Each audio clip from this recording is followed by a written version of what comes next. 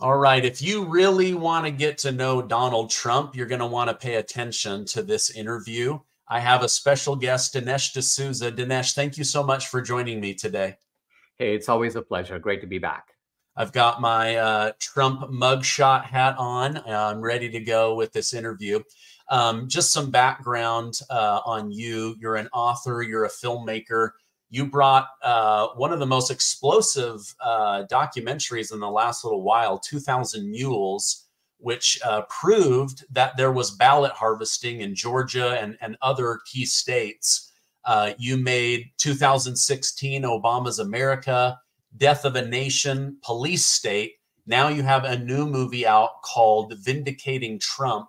I want to get into that. But first, I just want to talk about this because just within the last day or so, Judge Scott McAfee has ruled down in Georgia that District Attorney Fani Willis doesn't even have authority to bring these charges against Donald Trump. She had him arrested. He gets this mugshot. In the end, it's been a blessing for him and a curse for her. But what are your thoughts on this judge dropping these criminal charges and the fact that now there's all this evidence coming out that there's been erasing of ballots, or that maybe those ballots never existed in the first place? Your thoughts on that? Well, I think that going back to 2020, lots of people could see that something was wrong. They spotted anomalies. They spotted windows being boarded up. They knew that the rules of the game had been changed. They learned later about the Hunter Biden laptop. So this was election interference at multiple digital censorship, multiple levels. But I think it wasn't until 2000 Mules that the evidence began to be more systematized and more visual. I mean, you could actually see, it's kind of like watching people breaking into Fort Knox. And now what we see is that the criminal indictments are falling apart one by one. Again, I think it is a testament to the creativity and resilience of Trump. Because think about it. If you and I had been told, here's a guy, he's facing 91 criminal charges in multiple jurisdictions, like what's the chance he'll beat all of it? Well, it would seem like almost zero. How does anyone do that? Any other Republican would have fled from the race. So the magnitude of Trump as a man and his ability to withstand stuff that I think no normal human being can do.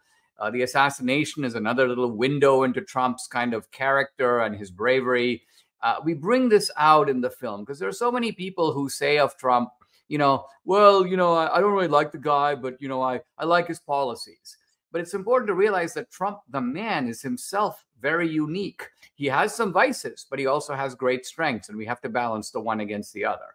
Yeah, absolutely. Were you shocked when the Georgia Election Board said there are 500,000 ballot images that either never existed or were purposely wiped in order to conceal their content? I mean, I'm starting to wonder if these ballots maybe never even existed. It's a mystery that I hope they'll get to the bottom of, but I don't know that they really want to get to the bottom of it. I agree. I mean, if you look at the disclosures, we've only had disclosures really in two places, in Maricopa County, Arizona, and in Georgia. And both are extremely eye-opening because it becomes very clear that you have massive malfeasance, horrible practices which have the clear impact of influencing the election. And then the Maricopa guys in Arizona go, well, it was just a glitch. Somehow the tabulators, which we tested, but once the election day came along, they just stopped working. And the probability that that could be by chance is remote. Similarly, in Georgia, all these new disclosures, each one more incriminating than the other. And by the way, in the new film, Vindicating Trump, what we do is we do something a little different than 2000 Mules, because in 2000 Mules, you look back and you say, what happened a year ago in 2020? Here, we sort of look forward and we say, all right, if we were the criminals and we were trying to break into Fort Knox, like, how would we do it? Why? Because the old techniques won't necessarily work, right? I mean, today, if you have mules this year going to the drop boxes, showing up at 2 a.m. at night with backpacks, they're going to be patriots looking for that. So they're going to have to cheat a new way. So we anticipate how would they do it. And we put some very disturbing revelations in the film. But the advantage of blowing the whistle beforehand is once you show this is how you can do it. it makes it much harder to do it that way. Okay, so you guys are letting the genie out of the bottle. You're Right. letting people know what to look for. I agree. I think if there's going to be malfeasance and cheating, they're going to have to do it in a different way. But that doesn't mean that people like Mark Elias, Hillary Clinton's private attorney, haven't been trying to change laws, haven't been trying to persuade judges, county officials. This year, Mark Zuckerberg's not going to pump $400 million, but they are funneling money through Act Blue and maybe some of these other groups. So they're still getting wise as to how to pull off, election interference. The most recent one that we're seeing is a whistleblower coming forward saying ABC News leaked the questions to Kamala Harris as sample questions, and then happened to ask those same ones, and then also gave assurances that Donald Trump would be fact-checked in real time and Kamala Harris would not. And that's exactly how it played out. Now that you know this, do you go back and look at that debate with different eyes and go, oh, okay, now I can see how perhaps a team of people crafted this question, and then David Muir's follow-up, and then as soon as Trump was getting to an answer, they shift to Kamala. And what do you think about Donald Trump being such a horrible human being? What are your thoughts on that whole ABC story? I mean, watching it, even before these bombshell reports about her getting the questions in advance, I thought the whole thing was a circus. And by that, I mean, imagine a boxing match where right in the middle of the fight, the referee puts on some gloves and starts pummeling one of the fighters. Everybody would be like, what's going on here? What kind of a wait? And that's exactly what was going on. It's like the two moderators jumped into the ring and started landing blows on Trump. It was insanity. Now, we're accustomed to media bias, but this kind of almost active intervention is really a step too far. But let's look at a couple of new forms of electoral interference sort of circa 2024. The first one is the criminal cases themselves. If you think about it, the idea is to hang a felony badge around Donald Trump's neck and hope that becomes a kind of a millstone that drags him down. May not have worked, but that's what they went for. The other is the massive influx of illegals. Now, the point here is not that there's a bunch of illegals who are going to say, yeah, we're going to break the laws, we're going to vote. The point is that when the illegals get these registration cards, if the Democrats can figure out how to get them to check that box that says I'm a U.S. citizen, and there's really no checking mechanism to verify if that is really true, then somebody else can vote their votes. This is the key. Not that the illegals themselves are going to organize some massive election fraud program, but the illegals their names get added to the voter rolls, and then somebody else can vote their votes. Yeah, so at first I thought they were going to have all these people voting, right? But now I realize that it's like an artificial way of amplifying the voter roll so that they can justify the printing of the ballots, right? The paper artifact. And then once they can get that paper artifact in, okay, going back to Arizona and also back to Georgia, look how damn hard it's been to get your hands on a single ballot. Even the people that did these in-depth forensic analysis and data analysis were eventually told you cannot touch the paper ballot. Or you can, but it's got to be in small batches, and we're not going to release the full thing, and you can't show it to anybody. Do you think that's exactly what they're trying to do? Dinesh, let me pause for a quick commercial break. As you know, Donald Trump and RFK Jr. have teamed up to make America healthy again. This starts with us, but since children are still growing, it's imperative to give them the right building blocks. Here's some critical stats that you might not know about American children. 70% of kids have insufficient levels of vitamin D. 60% don't get enough magnesium. 40% are calcium deficient, and 30% lack vitamin A. This is why the wellness company's medical team created Kids Natural all-new gummy line that tastes incredible while filling in the wellness gap to keep your kiddos primed for optimal development. Now, this stuff is awesome. My kids really like it. It tastes great. And I like the fact that it is natural. natural ingredients going into my children's body. First up, the fruits and veggies have 40 plus condensed foods from nature that your kids would never eat on their own, like 3 different mushrooms and broccoli sprouts. We've been able to get those in and still make it taste good. Now, the spike support backs a power punch of cellular. Let me show you that one right here. Oh my gosh, there's so many great ones. The spike support packs a power punch in cellular defense with dandelion, pomegranate peel, and bromelain, free of alcohol, sugar, extra preservatives. And the Innovation Award goes to the Sport Recovery Electrolyte Gummy, creating hydration through pure sources of vitamin C, B6, B12, potassium, magnesium, and sodium. These ingredients are water besties to bond with, literally. So instead of buying your kids a bunch of chemicals and fake vitamins and processed garbage, invest in well care, teach them good habits, give them these gummies that are filled with good stuff. In fact, they're so yummy, you'll probably have to hide them because otherwise they'll be gone in a week. That's what I had to do. Like, seriously, take these when you're supposed to and not eat them throughout the day. Now, get your kids natural gummies right now and get them on a special discount. If you go to twc.health/amazing, you're going to get 10% off at the shop right now. Again, use code AMAZING to get 10% off. The Wellness Company is an amazing group. All right, now, Dinesh, you were just about to answer me on the question that I asked. Yes, this is the thing I was alluding to earlier. I'll just say this as a kind of preview to what's really the bombshell stuff in the film, and that's this. Compare a ballot to a $20 bill. Now, on a $20 bill, there is a watermark. There is also an elaborate ID number. And the currency itself is not easy to duplicate. And people are trained to look to see if someone is presenting fake bills, even for 20 bucks, even for that sort of denomination of a bill. A ballot has no watermark. A ballot has no ID code.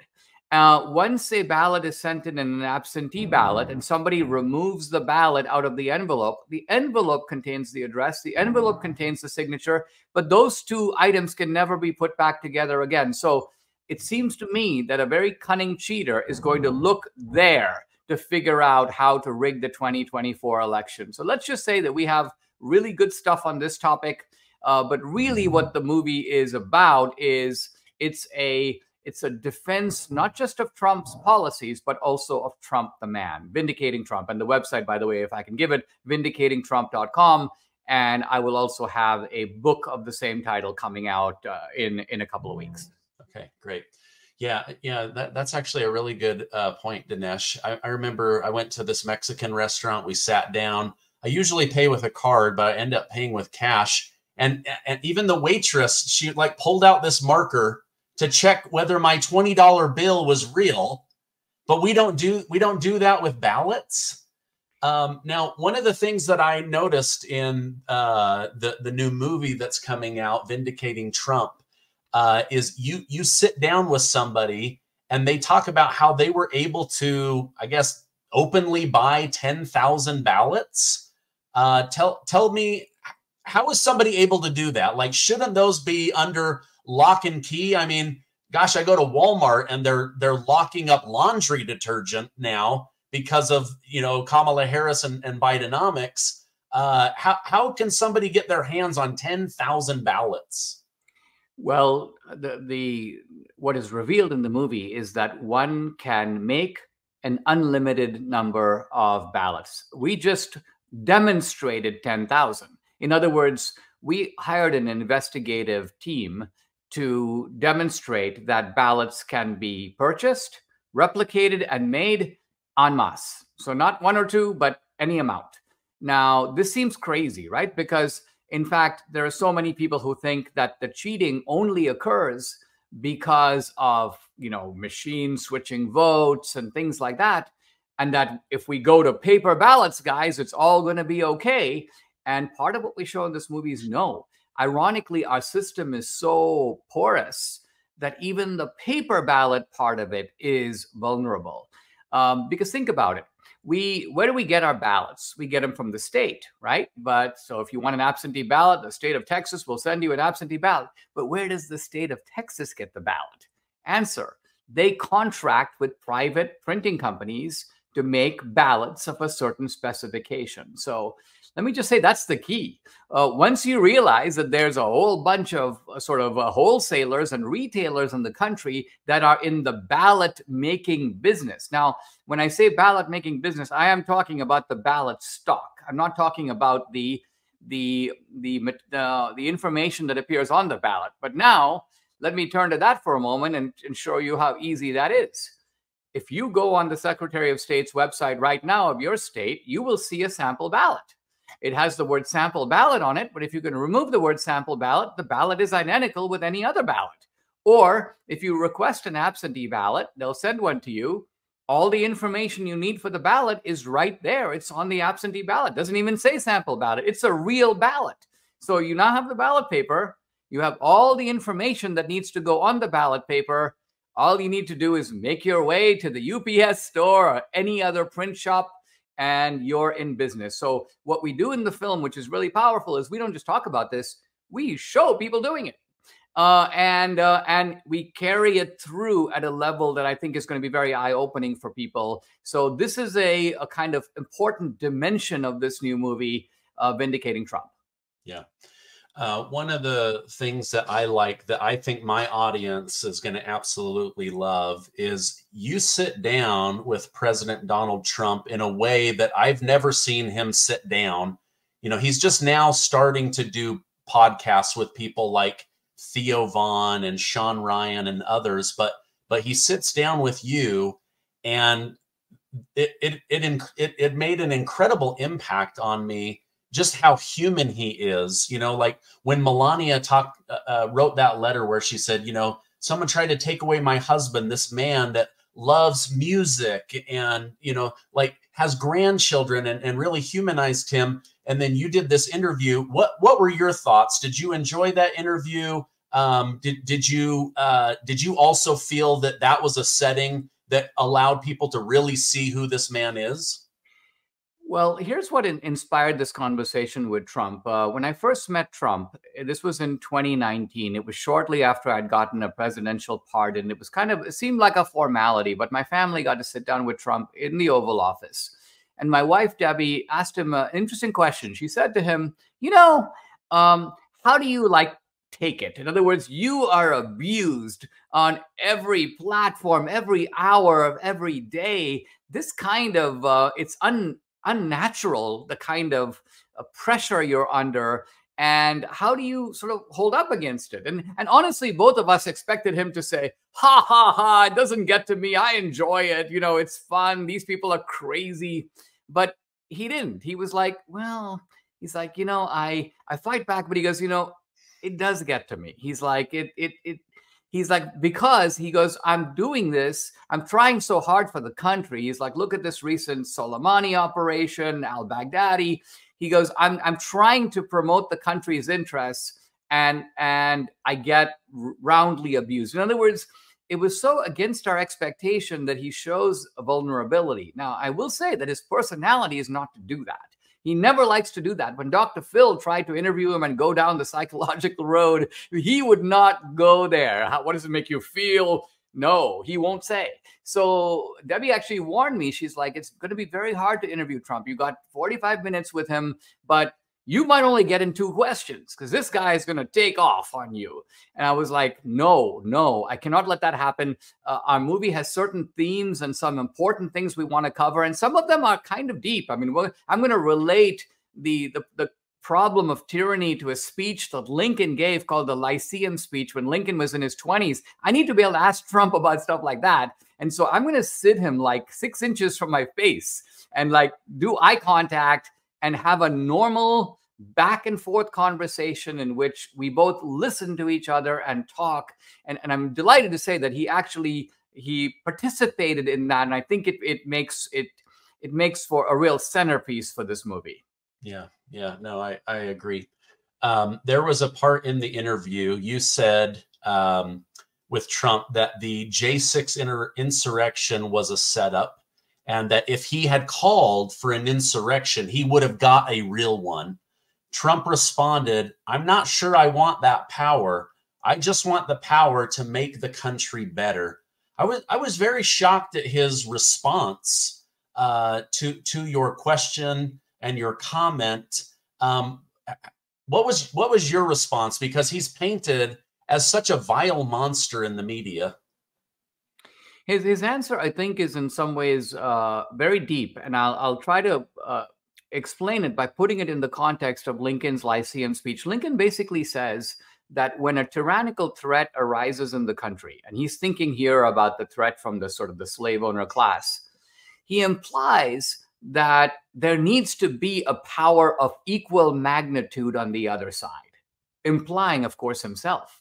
Now, the problem with saying that there needs to be a force of equal power is that what that means is that there is a tyrannical temptation on both sides. Lincoln is essentially saying, I too could become a tyrant. I too could abolish slavery by force.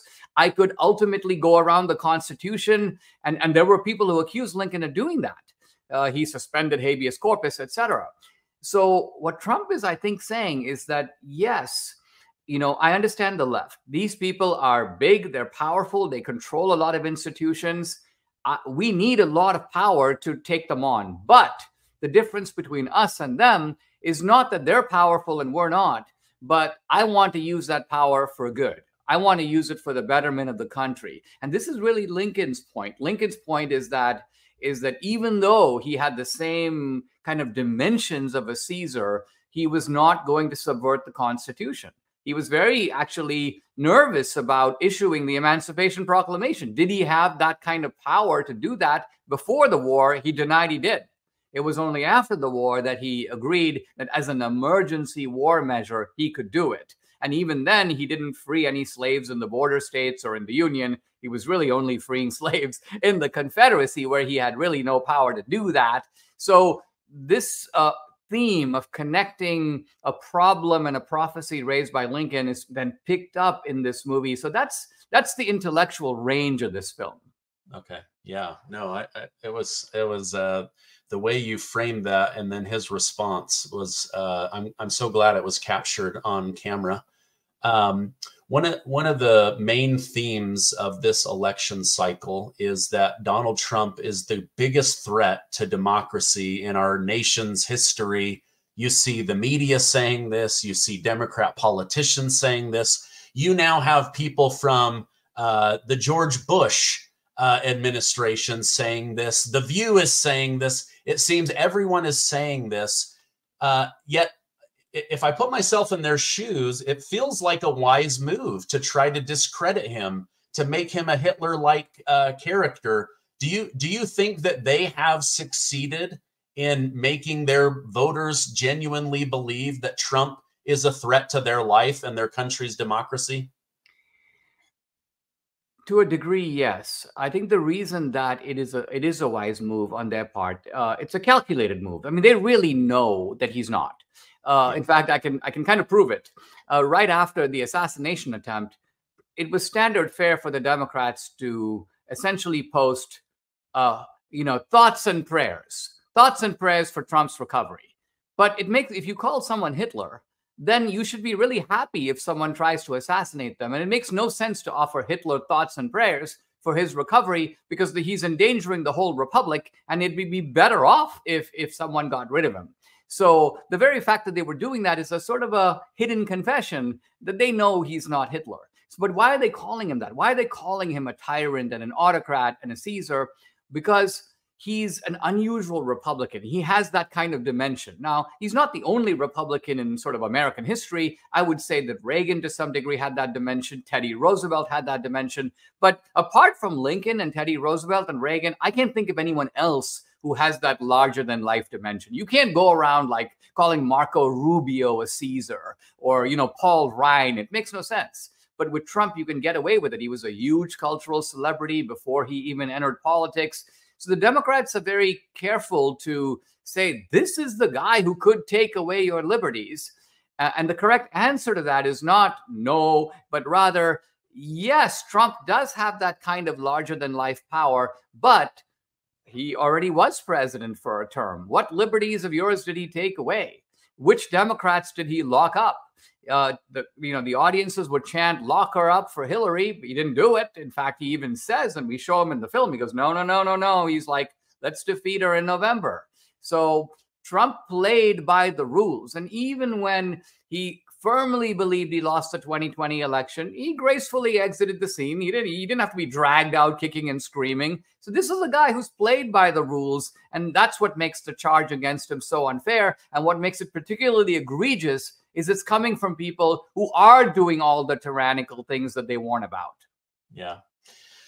Oh, that's a really good point. He has that track record of not doing the things that they keep accusing him of, and that, you bring up Julius Caesar. He comes back from war. The Senate is meeting. He's supposed to leave his army and weapons and cross the Rubicon. And he goes into the Rubicon and he betrays everything in order to become emperor. So they're trying to portray Trump as he's going to betray everything, including the country, in order to become the emperor of America. And yet his track record shows that he didn't. Even with his beliefs about the election having shenanigans or cheating, he doesn't put into play the Insurrection Act. He doesn't call for martial law. He doesn't make the military round up all of the voting machines. He tries to go to the courts. He allows time to play out. And now we see stuff in Arizona. We see stuff in Wisconsin. We see stuff in Pennsylvania, and we see it down in Georgia. The truth is unfolding on its own. He could have been a Julius Caesar and crossed the Rubicon, and he didn't. But if they can continue to trump up the fear that Trump will do that, that fear and anticipation is almost as terrifying as him actually doing it. And so I can just see how they're using this as a weapon against the minds of their own voters. This is a great point. By the way, I have a book, Vindicating Trump, which you can pre-order on vindicatingtrump.com. And I mention it because this whole discussion of Caesar, I carry to the nth degree. I actually look at it through the lens of Shakespeare's Julius Caesar, because that is a very interesting play. Caesar doesn't do anything tyrannical in the play. In that sense, he's like Trump. He's a larger than life figure. And even Brutus and Cassius, two of the conspirators against Caesar, their case against Caesar is sort of futuristic. In other words, Brutus says something like, well, if we don't assassinate him, he could become a tyrant in the future. The idea that people are cheering him, it could change his nature, which implies that he hasn't done anything tyrannical yet, but he might if we allow him. And so there's this ambiguity in Shakespeare's play where Caesar is depicted as a tyrant, and yet we never actually see him do anything tyrannical. Yeah.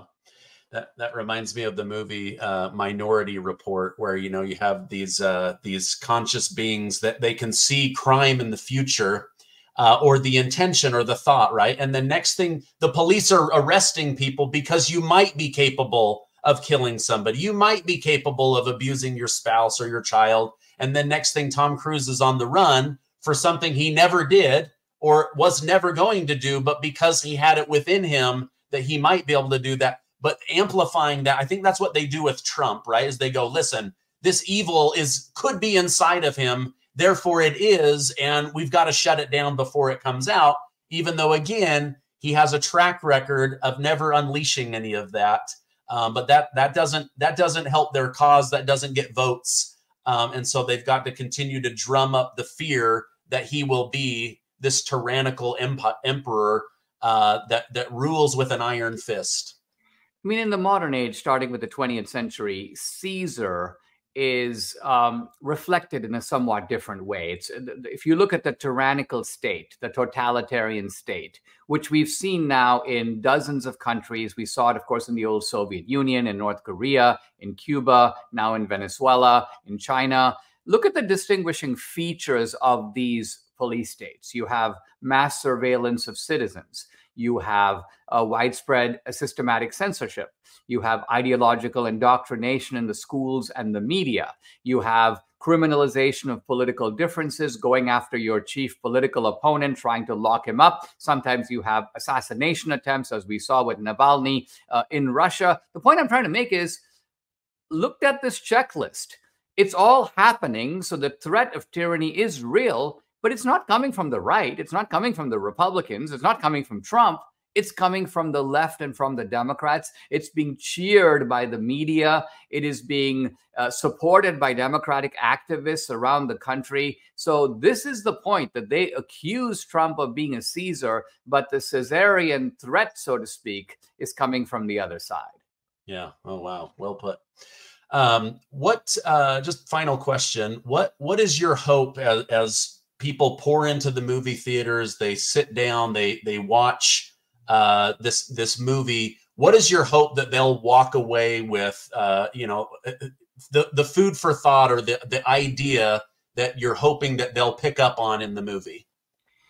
The film is called Vindicating Trump. It goes in theaters September 27. Tickets go on sale next week, so they're not up yet, but you can watch the trailer on the website, which is just vindicatingtrump.com. Here's the thing. The movie makes, and makes the way movies do. It doesn't tell you, it shows you the case for Trump. Trump, oddly enough, is not accustomed to making the case for himself. He does his thing. He has a shtick. He kind of shows you a part of himself, but he's very different than Reagan. Reagan would get up there in the campaign and say, here are 7 reasons to vote for me. He'd make the case for Reagan. Trump doesn't do that. So this film and the accompanying book takes on that task, but does it in a way that situates Trump in a much larger canvas, so to speak, and shows you why I think that this guy is the man for today. He's more of a wartime general. It's paradoxical to call Reagan a peacetime general because there was the Cold War. We're facing something more of a domestic Cold War, but we need a different kind of a leader. And Trump, who may not be ideal for other times in history, I think is the right guy for our time, and the movie and the book make that case. Okay, great. Well, I'm excited for people to be able to see it. I was able to get a sneak peek. It is fantastic. Like the cinematography, the storyline, the information you share, I think will be new to a lot of people, and it does a really great job. Okay, so the 27th, tickets go on sale on, I believe, the 17th, and vindicatingtrump.com is the best place to send people. Absolutely. And you can actually sign up there now for like email updates and stuff. So go to vindicatingtrump.com.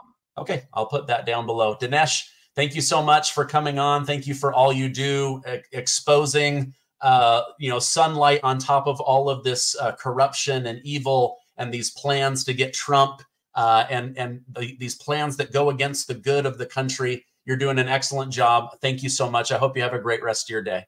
My pleasure.